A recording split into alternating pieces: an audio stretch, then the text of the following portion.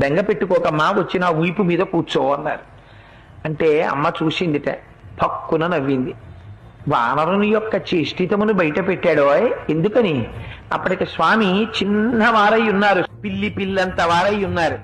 అమ్మ వచ్చిన వీపు మీద కూర్చో అమ్మా, 100 యోజనముల సముద్రాన్ని దాటించి ఆవలి ఒడ్డుకు తీసుకెళ్లి ప్రశ్రవణ పర్వత శిఖరముల మీద కూర్చున్న రామచంద్రమూర్తి యొక్క పాదార విందముల యందు సమర్పించి కృతకృత్యుడనవుతానమ్మా అన్నారు. అంటే అమ్మ నవ్వి ఓ మాట అంది. ఎంత మాట అన్నావోయ్ హనుమా, నువ్వే ఇంత స్వరూపమా, నీకో ఇంత వీప, ఆ వీపు మీద నేను కూర్చోనా, నువ్వు నన్ను తీసుకెడతావా, నీ వానర బుద్ధి బయట పెట్టావోయ్ అంది. అంటే పాపం అంతకు ముందు ఎవరి చేత అధిక్షేపింపబడి ఎరగడు మహానుభావుడు.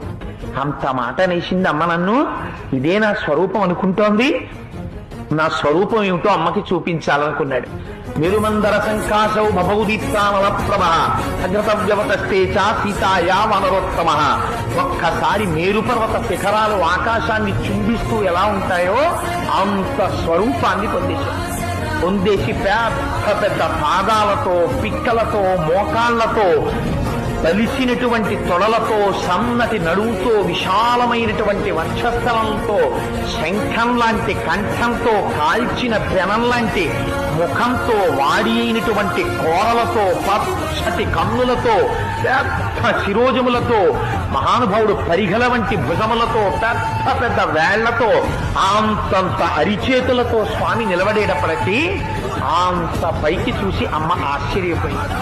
నాయనా, నాకు తెలుసయ్యా నువ్వెవరవో, 100 యోజనముల సముద్రాన్ని నీ దర్శన సామర్థ్యమును ప్రకటించి దాటి వచ్చిన రోజునే గుర్తించాను నువ్వెవరో. ఇలా రాగలిగినటువంటి శక్తి ఒక్క గరుత్మంతుడికి ఉంది, నీ తండ్రి వాయుదేవుడికుంది. నాయనా, నాకు తెలిసి నీకుందిరా, నువ్వింత సమర్థుడవు కాకపోతే రామచంద్రమూర్తి నిన్ను నా దగ్గరకు పంపరు.